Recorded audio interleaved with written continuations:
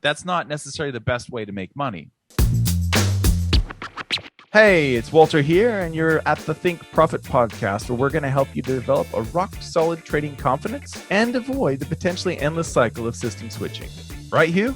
That's right. We're going to help you develop a wealth mindset, develop a trading strategy that fits your core personality, and help you overcome the obstacles that stop over 90% of traders. All right, Hugh, sounds good. You ready to go? Yeah, let's do this. Hey, Walter, this is the classic question, but how do you know when to take profits? Well, it's probably not when you think you want to take them, right? Exactly. Yeah. Definitely not. There's a guy in the Market Wizards book. I don't know if his name is Larry Height, but one of the guys in the Market Wizards books, he says, theoretically, I would have made much more money throughout my trading career, but I just couldn't help but, and I'm paraphrasing, but I just couldn't help but to hear the cash register ring. So he would just keep cashing out of these trades, even though he knew if he had waited a bit longer, right? And in the Reminiscences of a Stock Operator, which is the biography of Jesse Livermore, Jesse Livermore says there's plenty of, and again I'm paraphrasing, there's plenty of traders out there who have been, bullish at the exact perfect time and been bearish at the exact perfect time. They've timed the market perfectly, but it's very rare to find the trader who has the patience to hold on to those positions. And that is so true. Mm-hmm. It is so true. The thing that we beat ourselves up with as traders is either like we have the fear of missing out on a big profit by taking profit too early, right? So we made $1,000 on a trade, but we could have made $6,000 if we had waited. Or it's that thing where you had $6,000 on your trade, right? But you waited so long to get out that it kept going against you, and you kept waiting for it to go back, and it never went, and then you ended up with $1,000.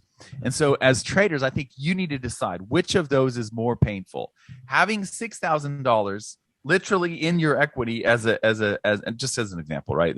Just pulling a number out of there, and then watching that go all the way down to say, let's say 3,000. Okay, so you had 6,000 in the bag, you never got out, it went down to 3, or you have 3,000, you cash out because that's where your profit target was, and then you watch it go another 3,000 in your favor without you, and you're like, in both cases it's the same thing, right? In both cases you've lost 3,000, you've quote lost $3,000, but which one is more painful for you? Because that will determine how you should exit. If you are okay taking 3,000 and saying that, more okay with losing out on that extra 3,000 after you've cashed out at 3, then that's fine. Then you use targets.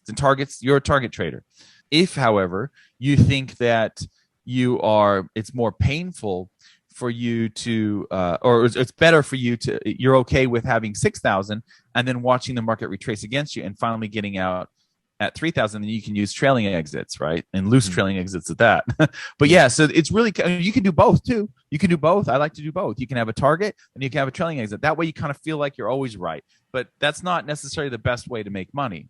It's not necessarily going to make, and that's where we get tripped up. We think, we need to figure out the best way, the most profitable way. No, you need to figure out the way that you're going to stick with. You need to figure out the thing that you can do, right? Mm-hmm. Not the thing that's going to make you the most money, because the thing that's going to make you the most money may not jive with your psychology. So yeah. So that's my take on that, is that you can do both. This is really simplified, right? There are lots of ways to go. You can use timed exits, right? You can use exits based on the time, like lunchtime. They're all going to lunch in New York, so we're going to get out now because the volume's going to, or get out at the end of the day, or get out after X number of days, or get out if the market hasn't gone after X number of days. So there's lots of timed exit you can use too, which I think is a really cool thing. But at a basic sense, it usually comes down to letting the market go as far as it wants to, some sort of trailing exit, or letting the market cash you out at a predetermined level, which is your targets. So how do you see that?